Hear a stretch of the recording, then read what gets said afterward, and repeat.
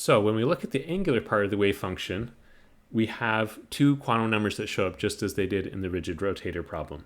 We have the L quantum number, which is often known as the angular momentum quantum number, since the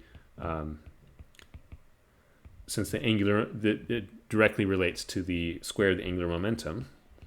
And then we have the M quantum number, which is related to the angular momentum along the z-axis.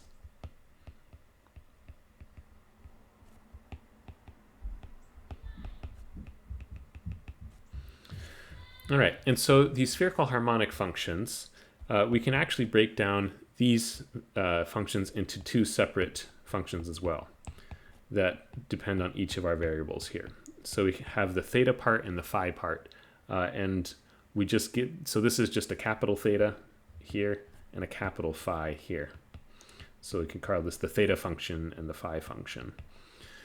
Right, so each of these give us, you know, we can separate out those parts of our differential equation and solve them separately. So let's look at the phi function.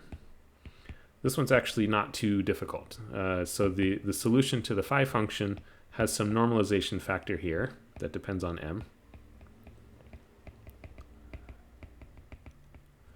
And then has an exponential, an imaginary exponential that depends on phi. And just to reiterate what m can equal, m can start at 0, plus or minus 1, plus or minus 2, etc. And the quantization in here comes from the boundary conditions as phi goes from 0 to 2 pi. So because the function has to be continuous, right, we have these imaginary exponentials. This is very similar to what we've actually seen with the particle in a box, and where we have this condition where things have to go to 0 or repeat at certain places. So that's where this function is. So this one's pretty straightforward and not too difficult.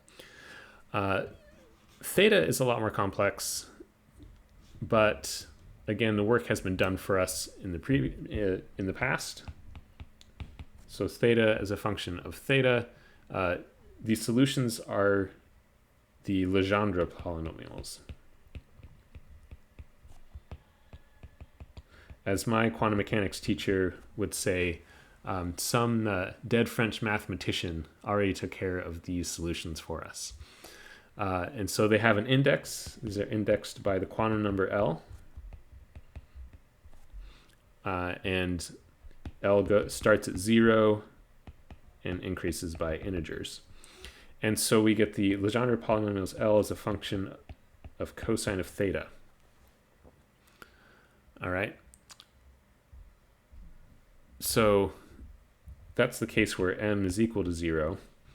And if n is greater or less than or 0, there are associated Legendre polynomials. We won't look at these in great detail, but just to know sort of the names that are associated with these.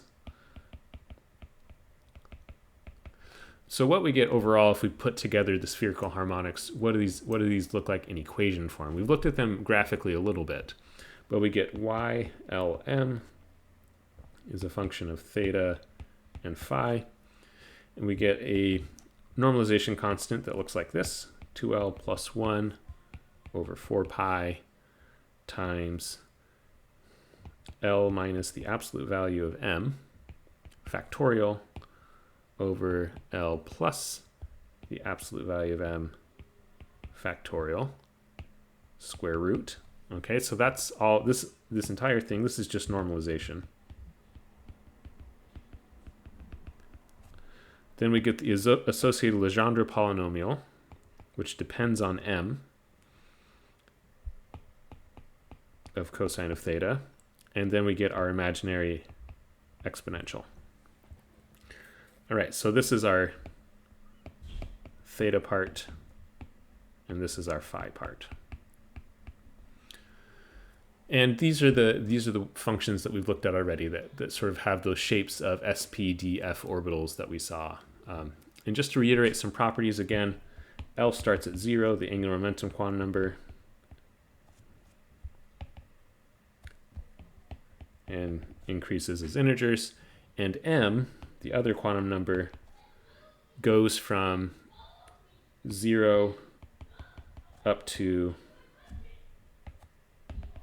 plus or minus L. So we can only have m up to plus or minus L. And this will give us, just as we talked about at the end of chapter 5, this will give us a degeneracy related with all of these spherical harmonics.